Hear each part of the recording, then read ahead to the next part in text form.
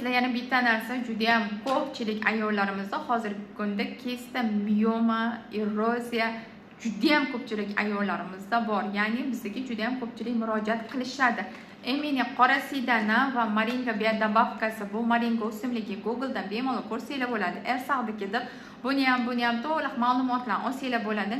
Lekin Emine operatsiyaga buyurilgan hattoki miyomalarni Emine mana shu ikkita biodobavkamizdan juda zo'r natijalar bor. O'sha hamkorlarimiz o'zlari ham juda ham hayron, juda ham haqiqatan mahsulotlari haqiqatan sifatli va zo'r, natijasi yaxshi. Ya'ni profilaktika sifatida aslida ichish kerak buni har bitta inson, lekin lecheniya qilib dozasini sal oshirib, bir mahal emas, ikki mahal emas, o'sha bittadan emas, ikkitadan qilib ichib o'zini kasalligidan zo'r natijalar olyapti. O'shaning uchun har bir doktorga operatsiyaga